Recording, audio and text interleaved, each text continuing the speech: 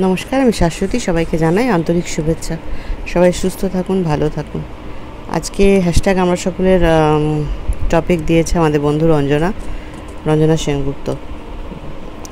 চাকরি ক্ষেত্র বা পড়াশোনার ক্ষেত্র, ঘরের কাছে বা বাইরে, এরকম একটা। তো একসময় তো ছিল যখন পড়াশুনো, চাকরি বাকরি সবই মানুষ ঘরে থেকেই করতো।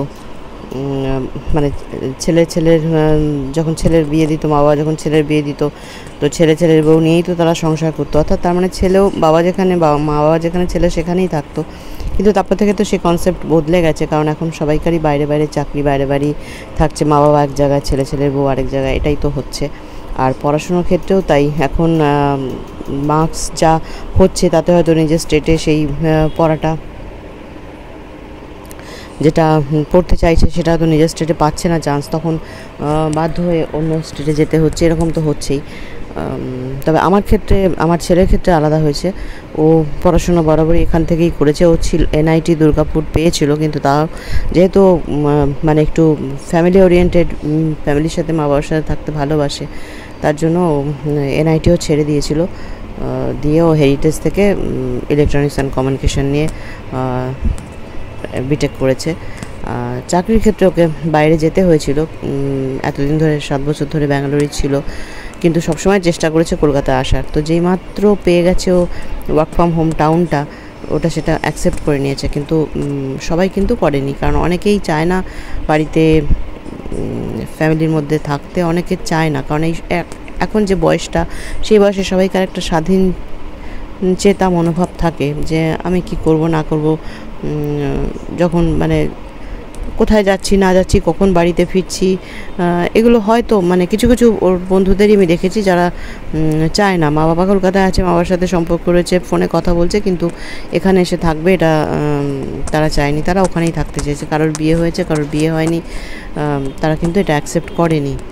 কিন্তু এরকম আছে যে বিয়ে হয়নি, একাই থাকে। এমন মেয়েও দেখেছি যারা বাইরে থাকতে বেশি প্রেফার করে, কারণ কখন বাড়িতে আসছি না আসছি সেটা কাউকে কৈফিয়ত দিতে হয় না, কোথায় যাচ্ছি কৈফিয়ত দিতে হয় না। এগুলো তাদের মধ্যে একটা স্বাধীনচেতা ভাব থাকে, তাই জন্য তারা হয়তো ফ্যামিলির সাথে থাকতে খুব একটা পছন্দ করে না। এগুলো দেখা শোনার থেকেই বলছি, কোনো আন্দাজে বলছি না। কিন্তু আমার ছেলে সেটা পছন্দ করে, বাইরে থাকাটা খুব একটা পছন্দ করে না বলে চট করে এটাকে অ্যাকসেপ্ট করে নিয়েছে। যতদিন পারবে এখানেই থাকবে, যতদিন ওয়ার্ক ফ্রম হোম টাউনটা পাবে। আবার যদি পরের প্রমোশন পেলে ওখানে যেতে হবে, স্টাফ ব্যাঙ্গালোরেরই, তো পরের প্রমোশনে যদি আবার ওয়ার্ক ফ্রম হোম টাউনটা না পায়, ওয়ার্ক ফ্রম হোমটা পাবে। ওয়ার্ক ফ্রম হোম থাকলে ব্যাঙ্গালোর থেকেই কাজ করতে হবে, কিন্তু ওয়ার্ক ফ্রম হোম টাউনটা পেয়েছে বলে এখানে আসতে পেরেছে। তো এখন কথা হচ্ছে সেটাই, মানুষের মানসিকতার উপরেও অনেকটা নির্ভর করে। টাকা পয়সা, চাকরি বাকরি সব কিছুর প্রয়োজন আছে।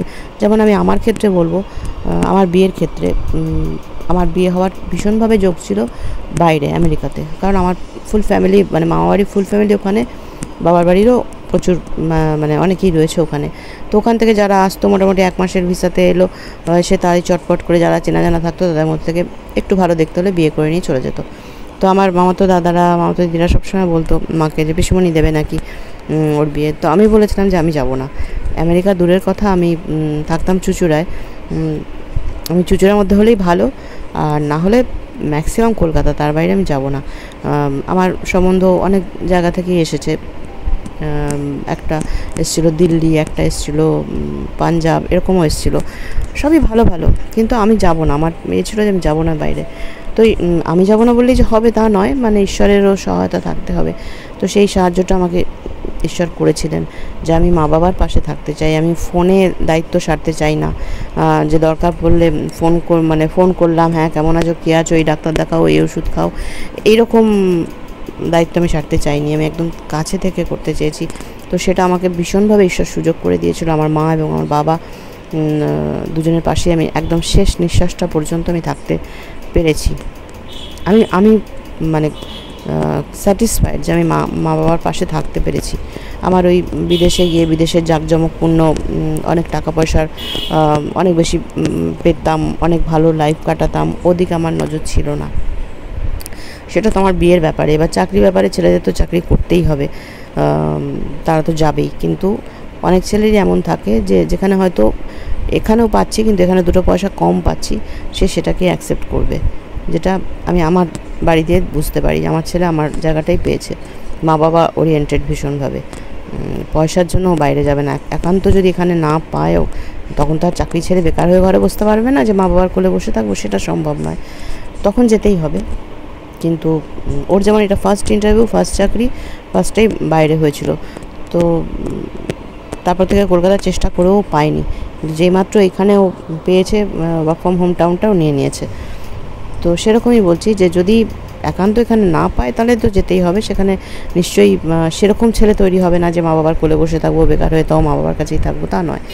কিন্তু 2 পয়সা যদি কম হয় তাও এখানেই থাকবো, কারণ ও সবসময় বলে, মা তোমরা যতদিন আছো আমি তোমাদের সাথেই থাকতে চাই, তারপরে তো বাইরে যাওয়ার অনেক সময় আছে, টাকা ইনকাম করার, বেশি টাকা ইনকাম করার অনেক সময় আছে।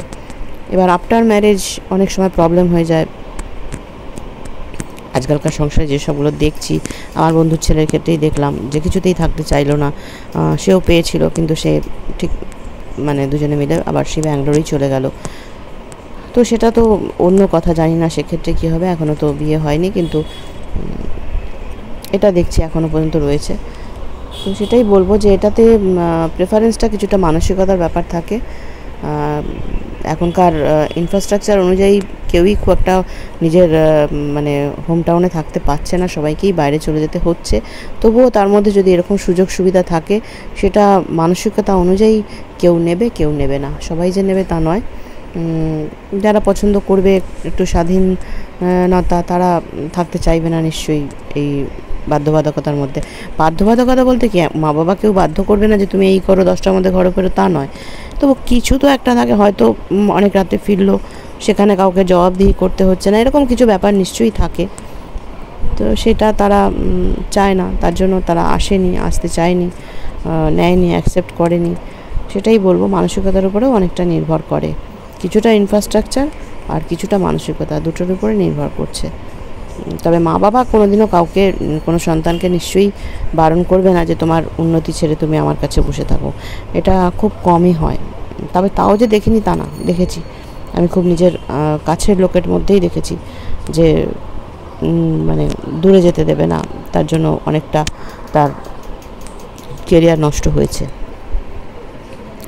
মানে বি.ফার্মা করে ডক্টরেট করেছিল, কিন্তু তাদের চাকরিটা বিদেশেই বেশি ছিল। ওষুধপত্র নিয়ে রিসার্চ করার জায়গাটা তো আমাদের এখানে খুব একটা নেই, বিদেশেই ভালো। তো তার বন্ধুরা সবাই বিদেশেই সেটেলড হয়ে গেছে, কিন্তু যার কথা বলছি তার মা তাকে যেতে দেয়নি।